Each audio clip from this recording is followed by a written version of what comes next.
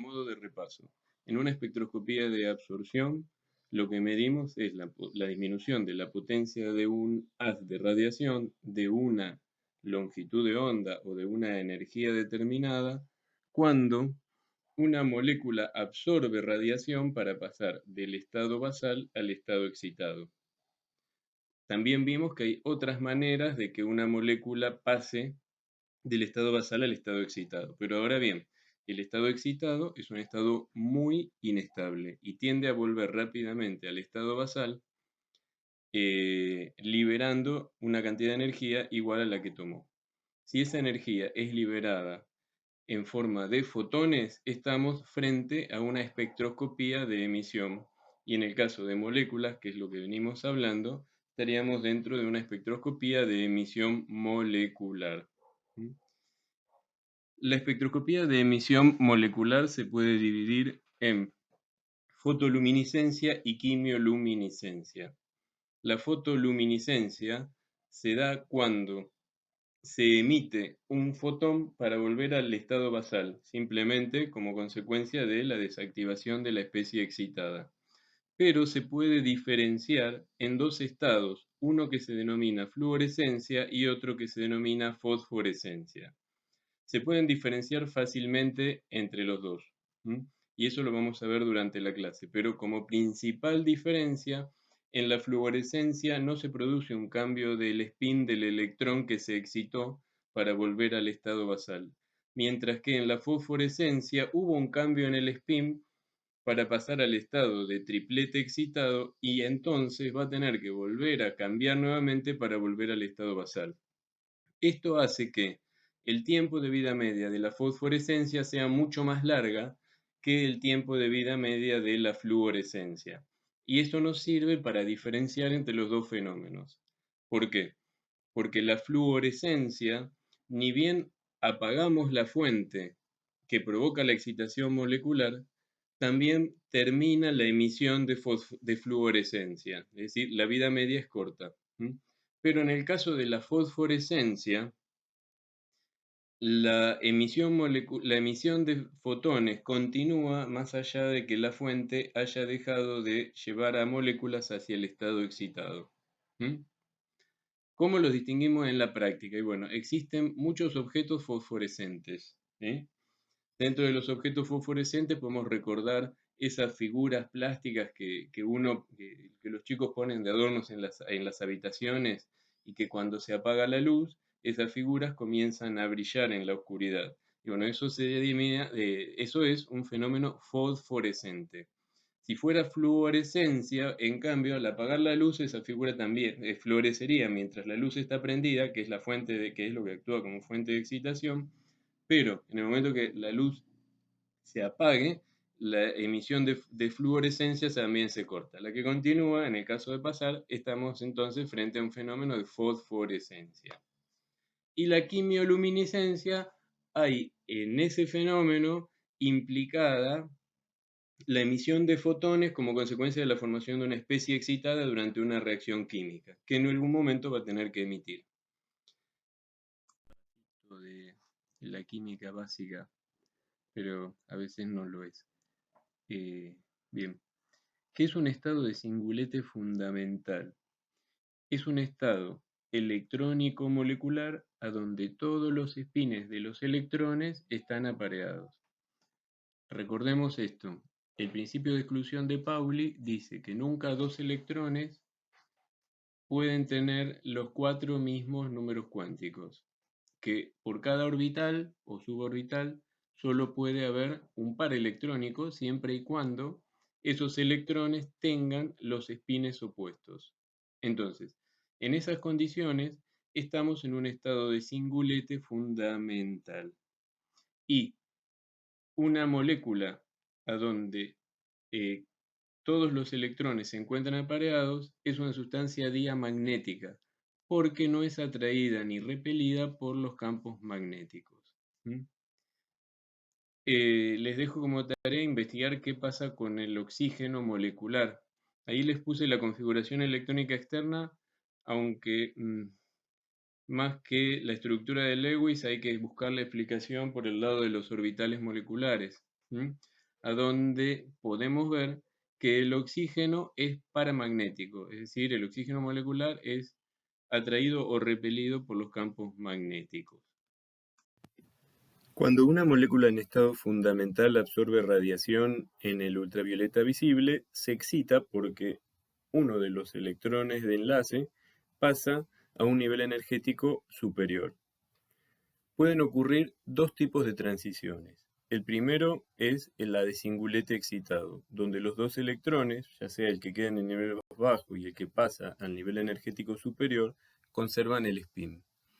Y en la segunda es el estado de triplete excitado, a donde el electrón que pasó al estado excitado cambió su spin.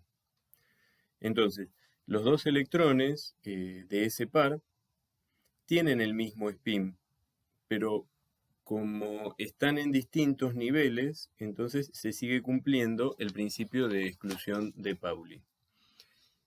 Se dice que el estado de triplete excitado es una transición prohibida, porque por lo general es muy poco probable que esta transición ocurra por excitación directa desde el estado basal al estado excitado. Se llega al estado de triplete excitado por una excitación que lleva a el estado de singulete excitado y luego a través de un proceso que se denomina cruzamiento entre sistemas, que incluye el cambio en el spin, se alcanza el estado de triplete excitado.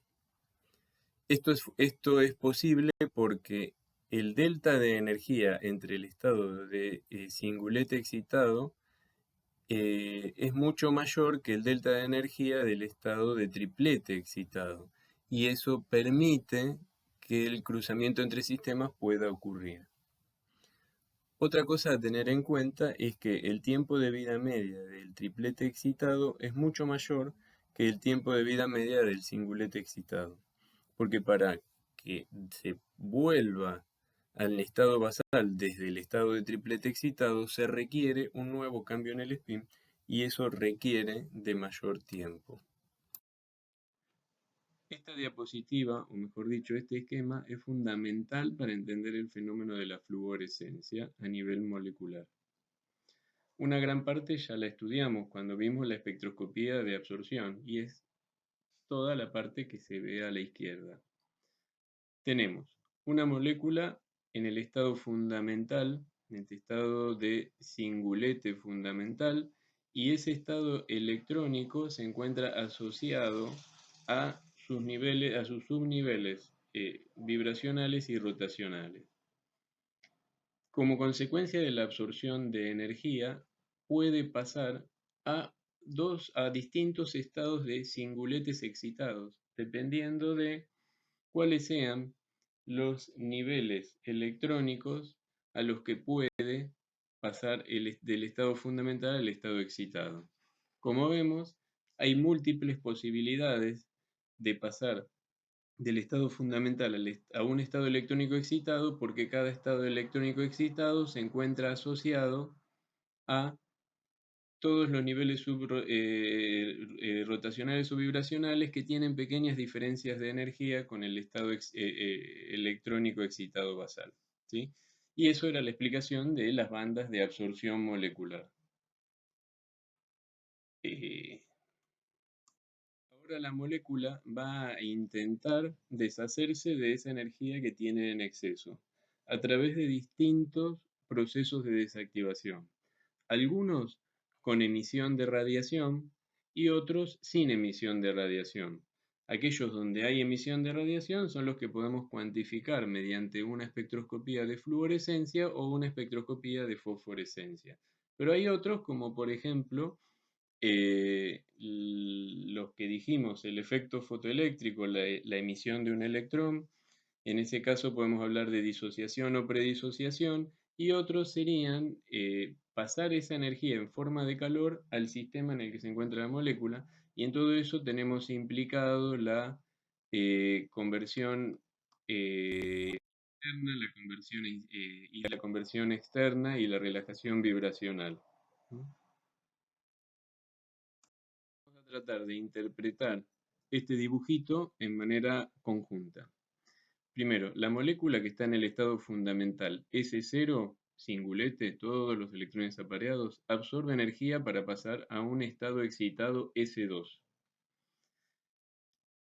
Entonces, a partir de ahí, tiene energía en exceso y la empieza a liberar. Primero, esas pequeñas flechitas que están marcadas como relajaciones vibracionales implica que desde los estados vibracionales superiores hasta el menor estado energético del estado electrónico excitado, hay pequeñas pérdidas de energía que se producen, por ejemplo, por choques de esa molécula excitada con las moléculas del solvente que la rodean, pasándole pequeñas cantidades de energía y de esa manera reduce su nivel energético hasta llegar al menor nivel energético del estado electrónico excitado.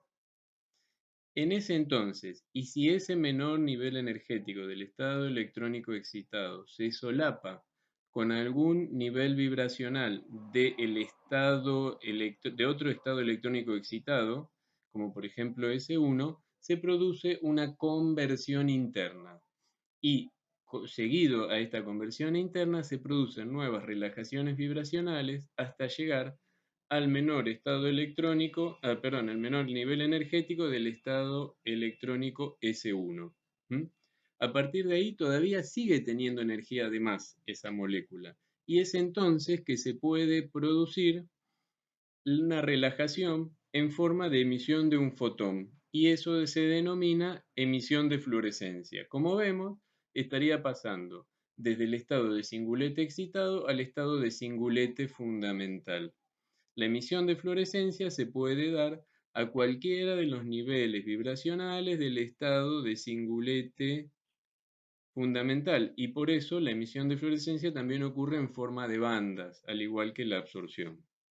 Pero otra cosa que podría pasar en lugar de la emisión de fluorescencia sería que nuevamente esa molécula vaya chocando con otros átomos, perdón, con otras moléculas de solvente o con otras moléculas no excitadas de la molécula absorbente para pasar la energía y volver al estado fundamental sin emisión de radiación. Eso no nos sirve para una espectroscopía de emisión.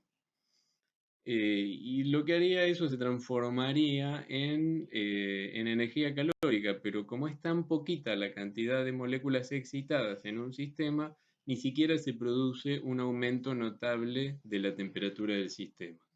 Bien, ¿qué más puede pasar? Esa molécula en el estado de singulete excitado puede sufrir un cruzamiento entre sistemas.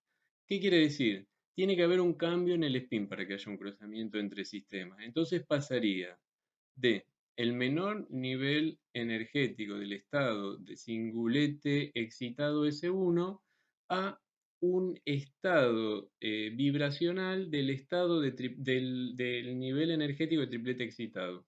¿Sí? Ocurre el cruzamiento entre sistemas que implica, como dijimos, el cambio en el spin y luego pueden continuar este, algunas relajaciones vibracionales hasta el menor nivel energético del estado de triplete excitado y a partir de ahí, para volver al estado fundamental, nuevamente puede ocurrir emisión de fotones, con emisión, que ahora llamamos fosforescencia, o conversión interna y externa que se da por choques, ¿sí? Con las moléculas del entorno. Y de ahí tenemos explicado todo este sistema. Ahora bien, ¿qué es lo que ocurre para una molécula cuando es excitada en un medio dado? Y bueno, a la molécula le conviene sacarse encima lo más rápido posible la energía en exceso.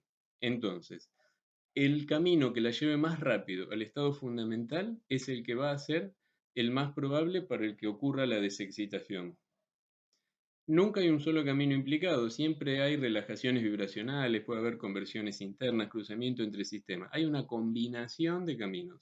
Pero si en alguno de esos caminos se incluye la emisión de fotones, ya sea fluorescencia o fosforescencia, es cuando podemos hacer que esa molécula sea cuantificada por alguna de estas dos espectroscopías. Para terminar con esta diapositiva me faltaría explicar qué es o cuándo ocurre la disociación y la predisociación.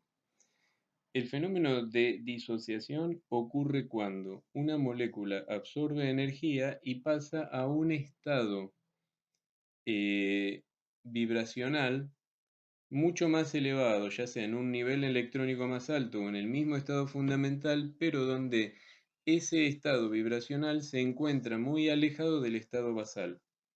Es en ese caso que la molécula no puede mantener al electrón unido y el electrón se pierde, provocándose la disociación, la pérdida de energía como pérdida de un electrón con alta energía. Esa sería la disociación. En el caso de la predisociación, hay absorción a un nivel electrónico excitado, de cingulete excitado. Se produce una serie de conversiones de relajaciones vibracionales y una conversión interna, pasando a otro estado excitado de menor energía, pero donde también ese nivel vibracional está muy alejado del menor nivel electrónico de ese estado excitado. Y por lo tanto, otra vez, la molécula no puede mantener a ese electrón en su estructura y lo pierde en forma de un electrón. Me olvidaba de algo más. Algo que es muy importante ver acá es esto. La radiación absorbida siempre es de mayor energía que la radiación emitida como fluorescencia y fosforescencia. Se pierde radiación por relajación vibracional, conversión interna, antes de la emisión de fluorescencia. Entonces, la energía de los fotones fluorescentes va a ser menor a la energía de los fotones absorbidos. Y más aún, si el fenómeno de emisión se da por fosforescencia, esa energía de emisión de fosforescencia también va a ser más chica que la energía de la correspondiente fluorescencia. ¿Está bien? Hay un único caso que se puede ver en el gráfico a donde tenemos que la cantidad de energía absorbida es igual a la cantidad de energía emitida como consecuencia de la emisión de fluorescencia. Si se fijan, es a donde está el dibujito de la longitud de onda prima, una letra que no la llego a entender, y abajo, perdón, y a la derecha, se ve que hay una emisión de fluorescencia del mismo valor. Eso se denomina fluorescencia de resonancia. Y bueno, si bien no es muy importante, quiero que lo conozcan porque es una manera de entender algo que vamos a ver un poquitito más adelante. Sabemos ahora que cada molécula se va a encontrar asociada a tres espectros, un espectro de absorción o de excitación y dos espectros de emisión que son el de fluorescencia y el de fosforescencia. Ahora bien, estos espectros, como ven en el dibujo de la diapositiva, se encuentran ordenados, donde el espectro de excitación se encuentra en las regiones más energéticas del espectro, después sigue el espectro de fluorescencia y finalmente el de fosforescencia, orientados hacia zonas de menor energía o mayor longitud de onda. Esto es una consecuencia de las relajaciones vibracionales, donde las bandas de fluorescencia o de fosforescencia para una transición electrónica dada se van a desplazar hacia menores frecuencias o hacia longitudes de onda más largas de la banda de absorción. Esto se denomina corrimiento de Stokes. En el caso de la emisión de fosforescencia, ese desplazamiento es mayor aún porque recuerden que hay un mayor número de relajaciones vibracionales y además está asociado con el cruzamiento entre sistemas donde también hay un poco de pérdida de energía, aunque no necesariamente, ¿sí? Eh, por lo general esa pérdida de energía depende más de las relajaciones vibracionales. Ahora bien, cuando hacemos una cuantificación de una molécula por la técnica de fluorescencia, vamos a necesitar seleccionar dos parámetros. El primero sería la longitud de onda de emisión de fluorescencia, pero esa longitud de onda está asociada a una longitud de onda de excitación. Por lo tanto, necesitamos conocer esas dos longitudes de onda y para hacerlo necesitamos conocer los espectros de absorción y de emisión de la fluorescencia. Los criterios de selección de longitud de onda son los mismos que para espectroscopía ultravioleta visible, donde seleccionamos los picos a donde es mayor la longitud de onda de absorción y de emisión, de manera de conseguir una máxima sensibilidad en la determinación. Acá tenemos otro ejemplo de espectros de excitación y de emisión de fluorescencia de una sustancia fluorescente como es la quinina. La quinina es de interés y es bastante conocida por los ingenieros en alimentos, porque si bien en un principio la quinina se utilizaba como antimalárico, es decir, como un fármaco para el tratamiento de la malaria, en la actualidad ahora se sigue utilizando con fines farmacológicos, pero principalmente y el mayor uso tiene que ver con que es una sustancia de sabor amargo y que le da el sabor amargo a una gaseosa como es el agua tónica. Además, cuando hagan análisis sensorial les van a contar y les van a hacer probar el sabor de la quinina porque se usa en ese ámbito como el patrón de amargor, como para calibrar a los evaluadores sensoriales respecto de un sabor característico como es el amargo. Que una sustancia sea o no fluorescente o fosforescente dependerá de la estructura molecular y del entorno químico en el que se encuentre, ¿sí? Pero en sí, hay un factor que me permite saber si la sustancia es fluorescente o no lo es, y se denomina la constante de rendimiento cuántico. Esa constante de rendimiento cuántico no es otra cosa que el cociente entre distintas constantes de equilibrio de los diferentes procesos de desactivación que pueden ocurrir cuando una molécula absorbe energía. Pero lo que a mí me interesa saber es cuántas de todas las moléculas que se desactivan, cuántas se desactivan por emisión de fluorescencia. Entonces, la constante de rendimiento cuántico es el cociente entre la constante de emisión de fluorescencia sobre todos los procesos que pueden ocurrir, que son fluorescencia, cruzamiento entre sistemas, eh, predisociación, disociación, conversión externa y conversión interna. Como ya sabrán ustedes, en este momento, esta constante pueden tomar valores que van desde 0 hasta 1. Si la constante de rendimiento cuántico tiene un valor de 0, entonces esa molécula no se podrá medir por fluorescencia. Y cuanto más alto sea ese valor, cuanto más cercano a 1, mayor sería la intensidad de fluorescencia que vamos a poder medir y por lo tanto mayor sería la utilidad para cuantificar, porque acá se aplica el mismo principio. Cuanto mayor sea la emisión de fluorescencia, mayor va a ser la sensibilidad de la técnica cuantitativa. En la clase anterior asociamos la estructura de las moléculas orgánicas con la posibilidad de ser cuantificadas por espectroscopía ultravioleta visible. Y vimos que las transiciones que se generan con la energía que estamos trabajando en esta metodología, que sería el ultravioleta cercano y el visible, y que tienen coeficientes de extinción más elevados, son aquellas a donde están implicadas la absorción por grupos con dobles enlaces, y cuanto más conjugados están, es mejor. Y cuanto más deslocalizada la carga, mayor es la intensidad de de esas bandas de absorción y mayores son los coeficientes de extinción molar. Ahí se produjo una absorción molecular, pero ahora lo que nosotros queremos ver es cómo varía la emisión molecular de acuerdo a la estructura de la especie que absorbió esa energía.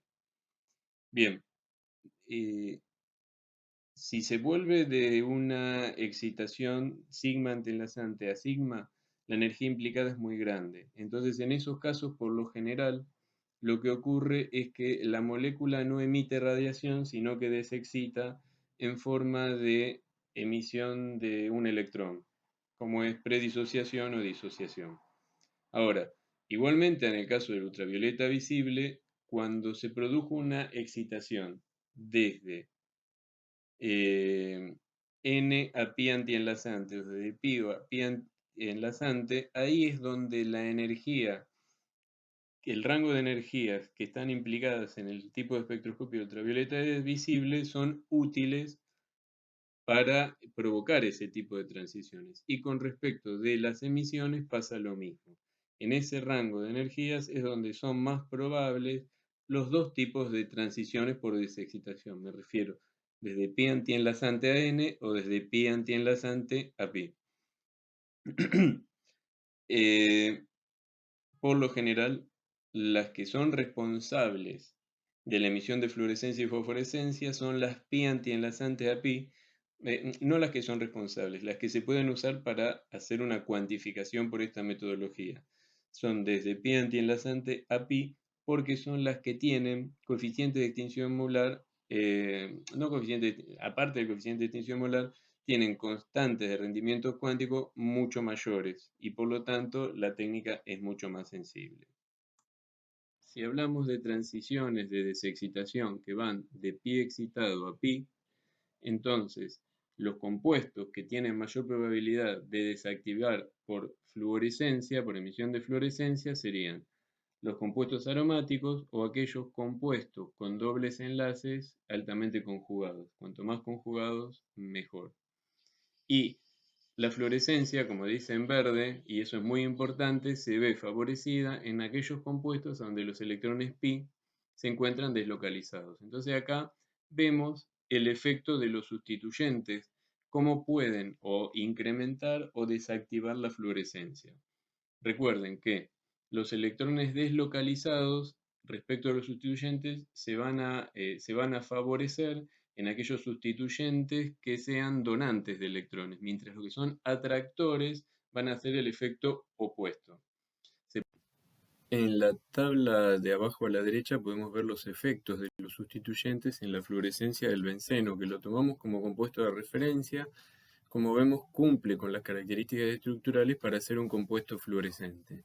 Cuando medimos fluorescencia, lo que se mide no es la absorbancia ni la transmitancia, lo que se mide en esos casos es la intensidad relativa de la fluorescencia, que en general se mide en unidades de 0 a 100. Lo que se puede observar es que existen dos tipos de sustituyentes en el benceno.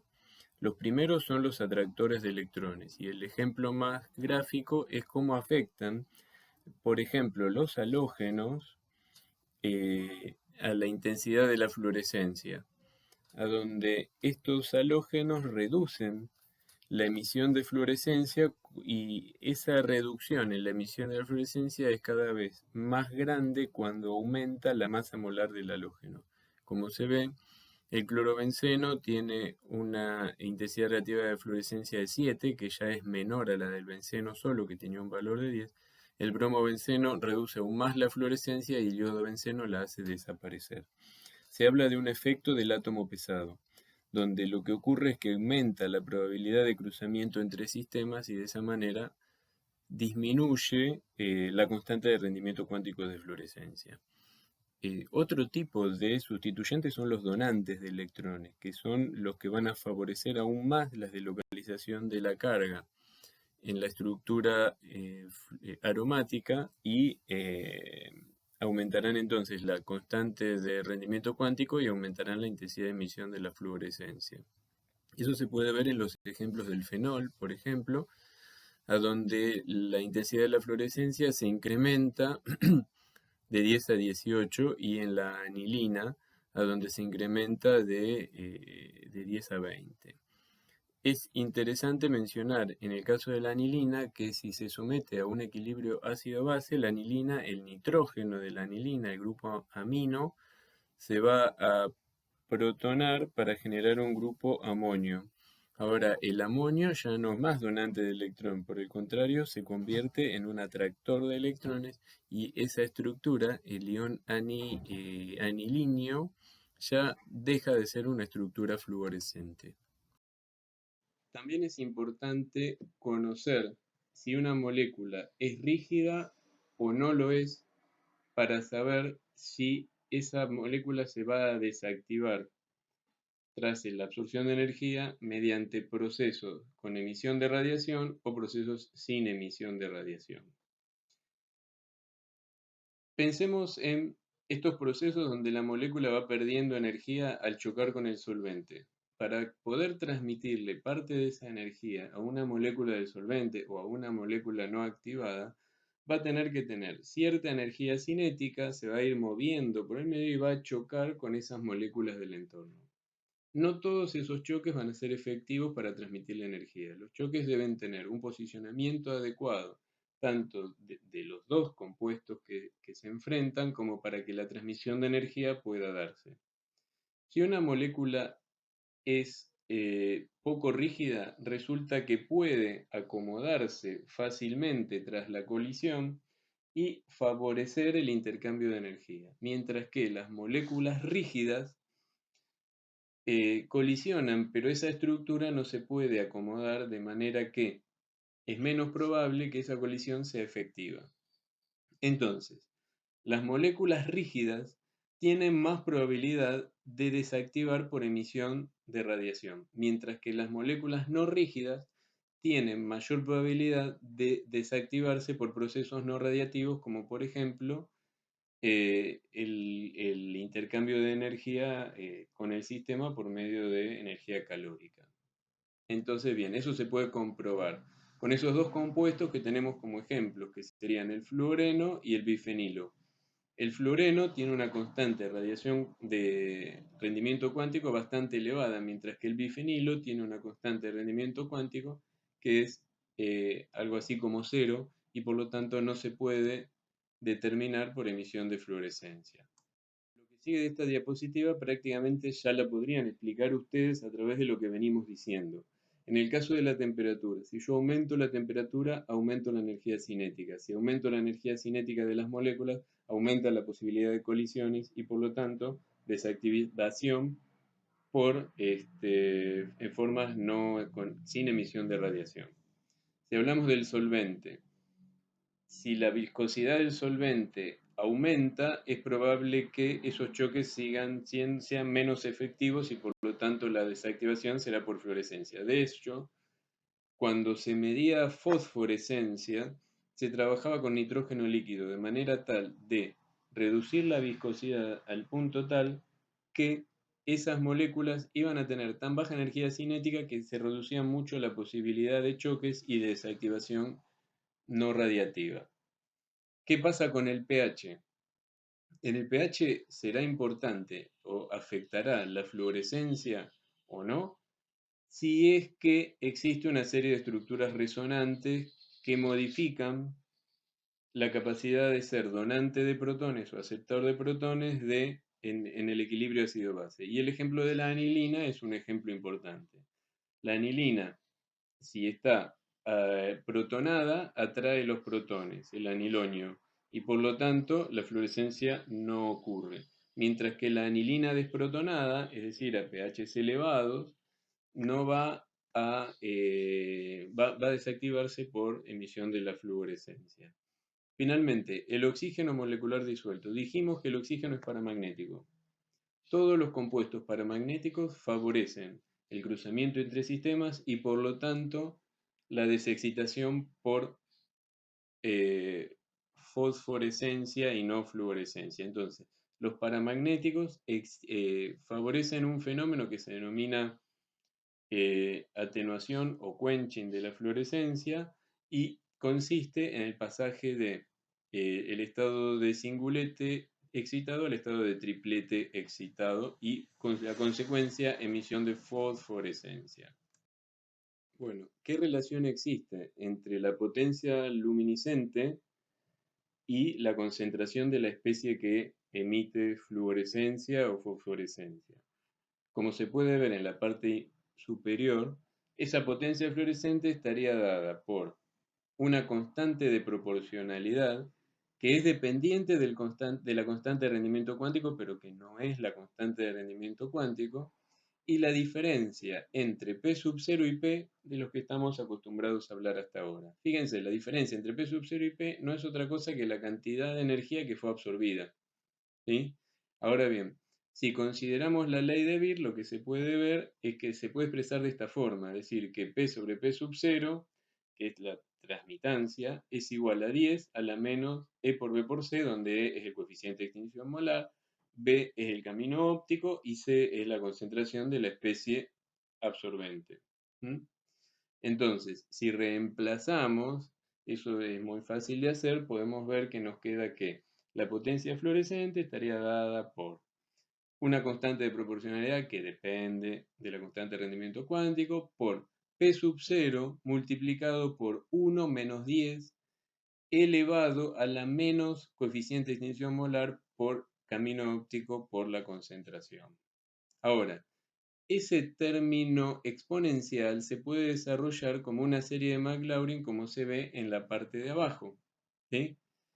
Y lo que se vio reemplazando numéricamente es que si la absorbancia es muy chiquita, de manera de que E por B por C es menor a 0,05, entonces los términos los términos superiores de la serie de Maclaurin pueden resultar despreciables. Y de esa manera, la potencia fluorescente pasaría a ser 2,3 por K' por E por B por C multiplicado por la potencia incidente. Es decir, hay un montón de constantes implicadas en eso. 2,3, K', el coeficiente de extinción molar y el P sub 0. Y bueno, y si mantenemos el camino óptico también, todo eso puede ir en una constante que pasa, se puede reducir la ecuación diciendo que la potencia fluorescente es igual a esa constante multiplicada por la concentración.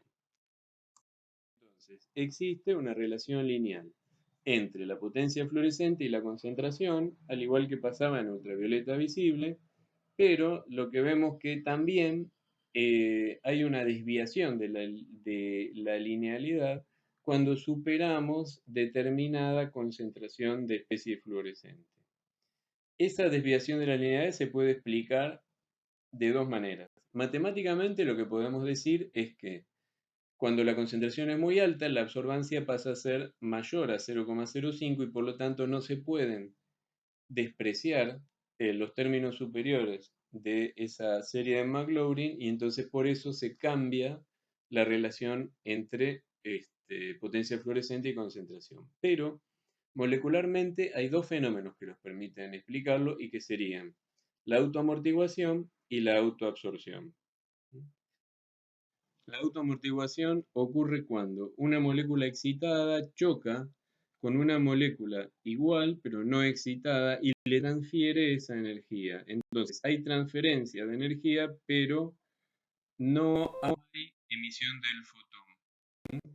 Mientras que en el caso de la autoabsorción es un fenómeno que puede ocurrir con eso que explicamos en una de las primeras diapositivas cuando hablamos de la absorción y emisión de fluorescencia de la misma longitud de onda. ¿Se acuerdan? Fluorescencia de resonancia.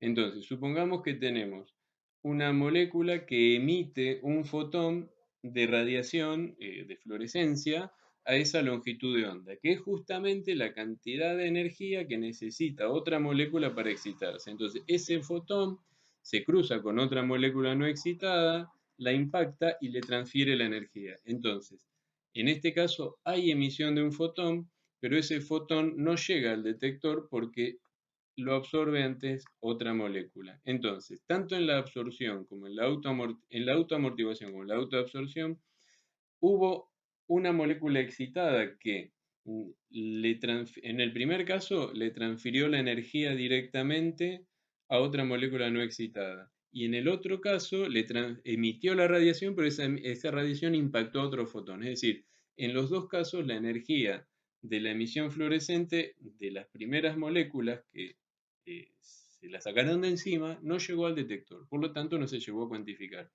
Y estos dos fenómenos son mucho más probables cuando estamos en soluciones concentradas, porque los dos implican choques efectivos. En el primer caso, molécula a molécula, en el segundo caso, fotón a molécula. ¿Sí? Entonces son mucho más probables cuando las concentraciones son altas. Los componentes de los espectrofotómetros para medir fluorescencia o fosforescencia son muy parecidos que para espectroscopía ultravioleta visible.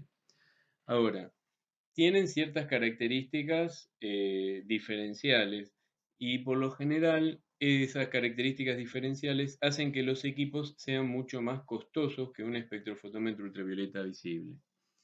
Ahora bien, como vamos a seleccionar la longitud de onda de excitación y después tenemos que seleccionar la longitud de onda emitida, en este tipo de equipos vamos a necesitar dos filtros o monocromadores, uno de excitación y uno de emisión.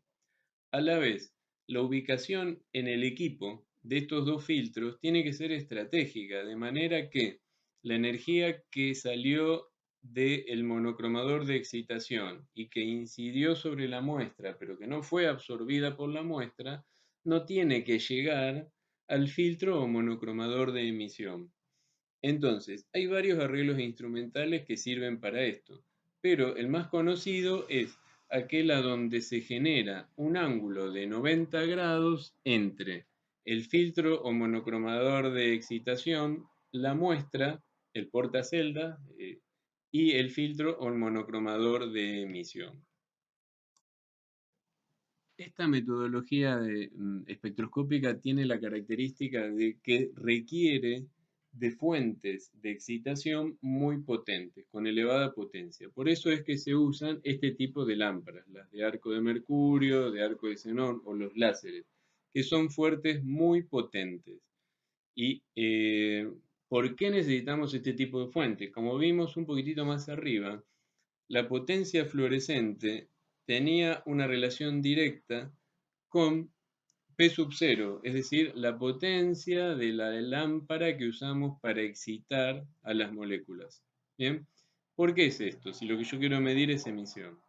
Lo cierto es que cuanto mayor sea la potencia de esa lámpara, mayor será la población de moléculas en estado excitado. ¿Sí? Si aumentan las moléculas en estado excitado, ese es mi punto de partida para la emisión. Entonces, cuanto más moléculas en estado excitado tengo, más moléculas van a desexcitarse por fluorescencia y mayor va a ser la potencia de la fluorescencia. Y por eso necesitamos fuentes de elevada potencia. Acá pasa lo mismo. Si bien la fuente de elevada potencia, la emisión depende de las moléculas que se desexcitan. Y acuérdense que siempre la población de moléculas excitadas es muy chiquitita respecto de la población total. Entonces, la emisión de la fluorescencia tampoco va a ser muy grande. Entonces necesitamos detectores con una amplificación bastante grande, como serían, por ejemplo, los fotomultiplicadores, los detectores de diodos, arreglos de diodo en serie o detectores de transferencia de carga.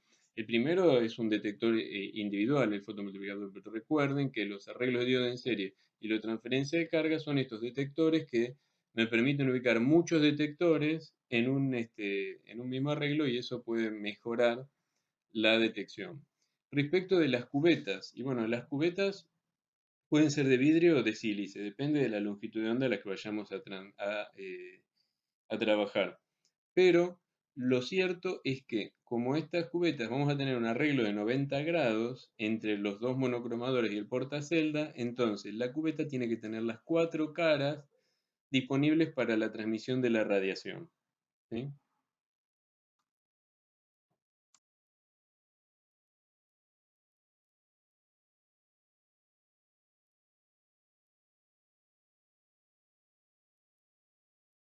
Hay un fluorómetro muy particular porque el detector son detectores en serie, es decir, podemos detectar a la vez varias longitudes de onda. Entonces, se genera la misma modificación que en los espectros ultravioleta visible con este tipo de detectores, que lo que hacía era, en vez de poner un monocromador, ponía un sistema que se denomina policromador de excitación, a donde no selecciona una longitud de onda de la radiación, sino que directamente la dispersa y la hace atravesar a donde se encuentra la muestra. Y finalmente tenemos un policromador de emisión, a donde tenemos un detector para cada una de las longitudes de onda que atravesaron la muestra. Y de esa manera podemos obtener espectros tridimensionales, pues tenemos una medida para cada longitud de onda y con una medida única tenemos un espectro. Y si cambiamos la longitud de onda,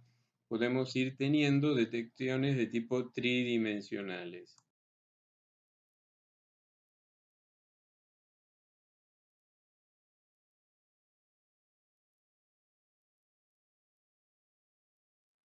Si comparamos los métodos de absorción ultravioleta visible con la fluorescencia, porque si bien la diapositiva anterior no la expliqué, donde se explica lo que es un fosforímetro, la fosforescencia actualmente no se está usando como un método de medición cuantitativo. ¿Se acuerdan que les dije que se debía trabajar en nitrógeno líquido o medios que hacían bastante complejo la posibilidad de trabajarlo y aparte no hay muchos compuestos que sean fosforescentes? Pero si comparamos ultravioleta visible con fluorescencia, podemos ver que la fluorescencia es mucho más selectiva que los métodos de absorción. ¿Por qué? Porque en absorción tenemos una longitud de onda determinada a la cual se absorbe la radiación. Acá tenemos dos longitudes de onda, una para absorber y la otra para emitir.